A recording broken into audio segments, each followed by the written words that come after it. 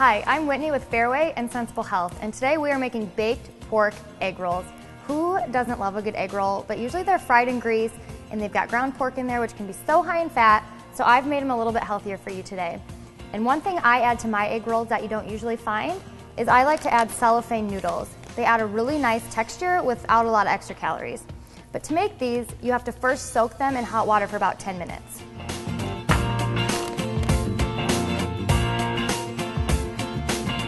While our cellophane noodles are soaking, we need to start making the fillings for our egg rolls.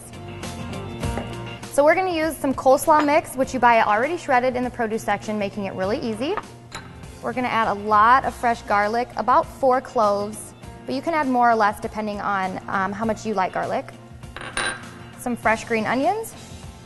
And I really like cilantro, but some people don't. It's kind of, you either love it or you hate it.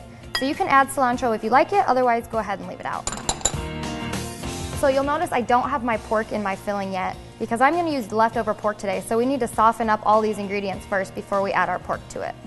And we're going to just pop it in the microwave for about 5 minutes or until our coleslaw mixture gets nice and soft. I've microwaved my coleslaw mixture for about 5 minutes and it's nice and soft now. So now we can mix all of our filling ingredients together and start making our egg rolls. So we're going to add this to a larger mixing bowl, and we're going to add some pork tenderloin. You could also use any leftover pork that you have on hand. You just want it to be about 1 pound. And you'll remember that we started soaking our cellophane noodles, but they come in a pack, and the noodles are actually really, really long. So it's the easiest if you take a pair of scissors and you snip these into shorter pieces.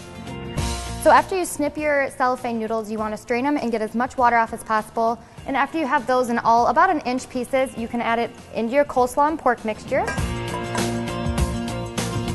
And then we're going to add a dash of soy sauce for some flavor. So the last 2 ingredients we're going to add to our filling is some salt and some fresh ground black pepper. And now that we have that all put together, we can start building our egg rolls.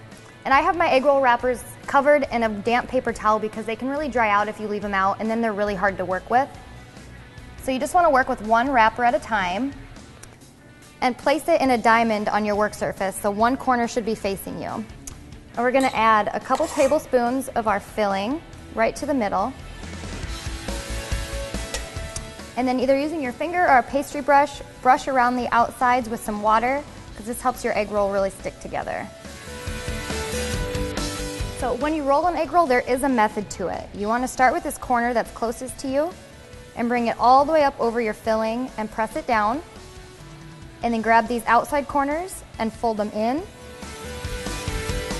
And then roll your egg roll.